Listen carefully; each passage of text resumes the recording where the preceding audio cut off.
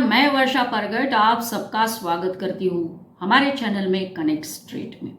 दोस्तों, आज मैं एक स्टेटमेंट से जुड़ी हुई जो भी बातें हैं वो आपके साथ शेयर करना चाहूँगी।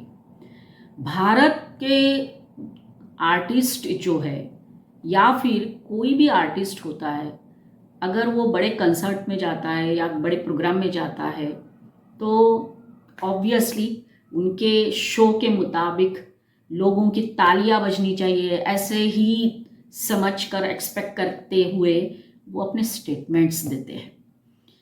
और उनके स्टेटमेंट्स जो होते हैं वो रियलिटी से कभी कभी काफ़ी दूर होते हैं। रियलिटी में बहुत अलग चित्र हो सकता है। मैं बात कर रही हूँ पंजाब के मशहूर गायक दिलजीत, ये जो अभी लंदन गए हुए थे और वहाँ जाके उन्होंने एक प्रोग्राम के दौरान एक स्टेटमेंट दिया। एक लड़की को वो गिफ्ट दे रहे थे, कुछ शूज़ जैसा एक पैकेट, और उस टाइम उन्होंने उस लड़की को पूछा कि आप कहाँ से बिलोंग करती हो। तो उस लड़की ने बोला कि मैं पाकिस्तान से बिलोंग करती हूँ। बस जैसे ही सुना तो बड़े दिल वाले हम लोग तुरंत बोल दिया दिलजीत साहब ने कि हमारे लिए तो पाकिस्तान और इंडिया एक जैसे ही है, बॉर्डर्स तो पॉलिटिशियंस बनाते हैं, और आगे भी कुछ बोला। लेकिन सिर्फ ये दो ही जो बातें उनके स्टेटमेंट में आई है उससे रिलेटेड ही मैं आपके साथ चर्चा करना चाहूँगी। जैसे ही उन्होंने ये बोला तो उस प्रोग्राम में जो भी उपस्थित थे, भारत के भी लोग थे, पाकिस्तान के भी लोग थे, बहुत ज़ोरदार तालियां बजी है और मानो सबका उन्होंने दिल जीत लिया अपने नाम के हिसाब से, दिलजीत, राइट। अब बात यह है कि उन्होंने जो पहले बोला कि पॉलिटिशियंस ने बॉर्डर्स बनाए, पॉलिटिशियंस ने बॉर्डर्स नहीं बनाए। पॉलिटिशियंस तो पिक्चर में बाद में आए। तो बॉर्डर्स कैसी बनी, मतलब हमारा विभाजन कैसे हुआ, ये इतिहास तो पढ़ना चाहिए, या हम लोग सब पढ़ते हैं जब हम स्कूल में जाते हैं, जब स्कूल में रहते हैं बच्चे, पार्टीशन कैसे हुआ। तो ये बात वहाँ से शुरू होती है। जिन लोगों के मन में ये बात आई थी कि हम हिंदू के अंडर यहाँ नहीं रह सकते, मतलब यहाँ जो गवर्नमेंट बनेगी वो हिंदुओं की बनेगी, तो हम यहाँ नहीं रह सकते, हमको हम एक अलग देश चाहिए। जो उनके मन में ये बीज था वो बीज इतना बड़ा होता गया क्योंकि उसको सपोर्ट किया बाद में ब्रिटिश लोगों ने। ब्रिटिश सरकार चाहती ही थी कि हम विभाजित हो जाए, जात पात के नाम पर और धर्म के नाम पर ही हमको उन्होंने बांटा, और इससे लिए वो ज़्यादा से ज़्यादा हमारे ऊपर राज करते रहे। तो जिनके मन में ये बीज था कि धर्म के आधारित हमको दो राष्ट्र अलग चाहिए, उसको जो बढ़ावा दिया वो ब्रिटिश सरकार ने। और फिर इतना बढ़ते बढ़ते वो बड़ा हो गया कि अंत में 1947 में हमारा अखंड भारत जो है वो टुकड़ों में बट गया। तो जिसके मन में ये बीज था वो थे बैरिस्टर जिन्ना, जिन्होंने अपने साथ पूरी कम्युनिटी को साथ में लेके फिर ये यहाँ तक डिसीजन आया, क्योंकि उन्होंने यही बोला था, पार्टीशन नहीं तो कुछ भी नहीं। तो पार्टीशन हुआ, पाकिस्तान और भारत दो अलग देश बने। और ब्रिटिश गवर्नमेंट भी कैसी, देखो, जिस व्यक्ति ने हमारे देश को विभाजित किया, जिसकी लाइन हम इतिहास में पढ़ते हैं वो है लाइन ऑफ रेड क्लिफ, वो बंदा वहाँ कभी भारत आया ना, उसने भारत को समझने की कोशिश की ना भारत देखा। उसने ये भी नहीं सोचा कि कहाँ कौन सी पॉपुलेशन है, कहाँ पे कौन से लोग रहते हैं, कौन से धर्म के लोग रहते हैं। बस बैठे बैठे उसने 5 वीक्स के अंदर लाइन खींच दी और हम विभाजित हो गए। और इसकी वजह से कितने लाखों लोग इधर से उधर, उधर से इधर गए।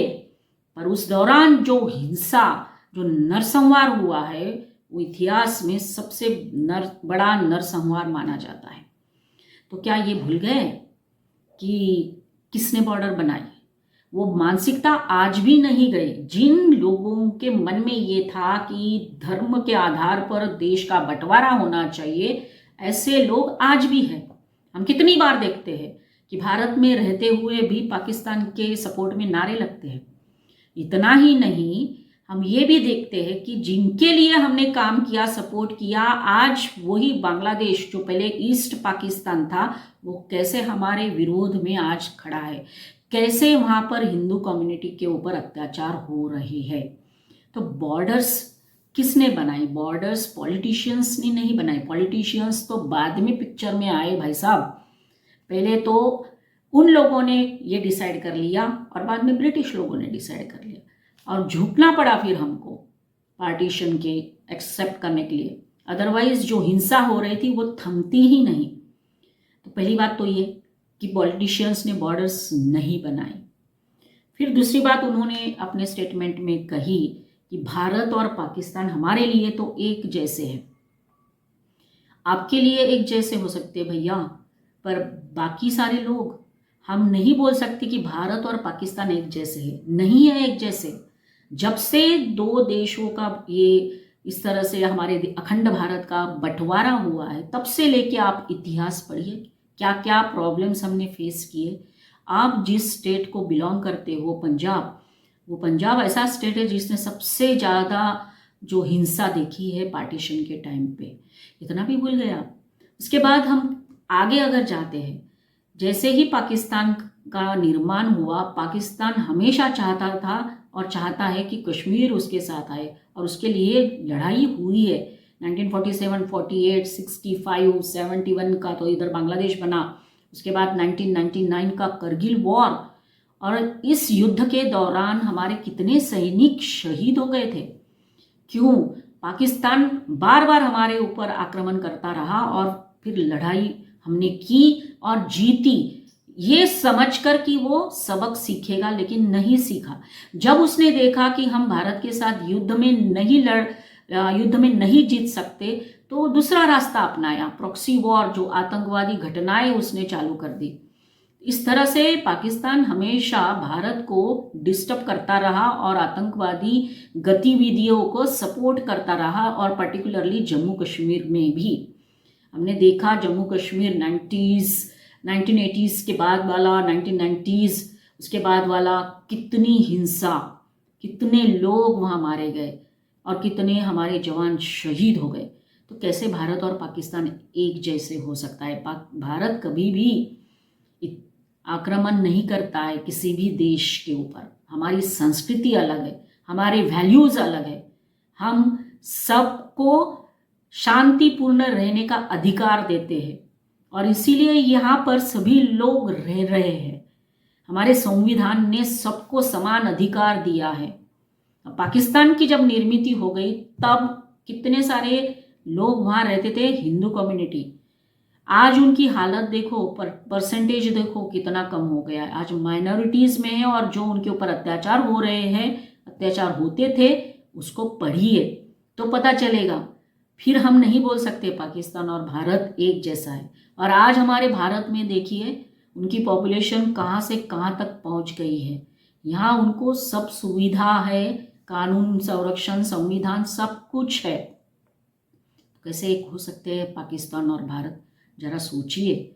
इतना ही नहीं, मैं आपको ये बोलना चाहती हूँ कि अगर भारत और पाकिस्तान एक जैसे हैं, या आपको ऐसा लगता है, तो आप फिर से इतिहास पढ़ो, फिर से वो किताबें पढ़ो जिन्होंने वो सारी बातें, घटनाएं लिखी हुई है।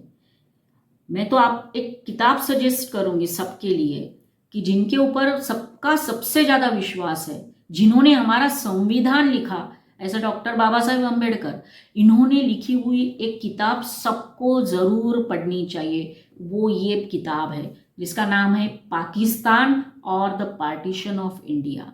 सब कुछ लिखा हुआ है, और तब समझ में आएगा कि कैसी बातें घटी उस टाइम पे जब पार्टीशन हो रहा था, कौन से लोग जिम्मेदार थे। सब कुछ क्लियर पिक्चर आ जाता है जब ये बुक पढ़ते हो, और बहुत कुछ इन्फॉर्मेशन और भी ज़्यादा मिल जाएगी आपको। बस पढ़ने की ज़रूरत है, जो हम करते नहीं। हमको पढ़ने में इंटरेस्ट ही नहीं है ना। तो आज यही है कि हम आज भी यही कहते हैं कि भारत एक संस्कृति प्रधान देश है। भारत वसुधैव कुटुंबकम को मानता है, सबको यहाँ समान अधिकार है। सभी धर्म जाति के लोग यहाँ रहते हैं जो पाकिस्तान में नहीं है।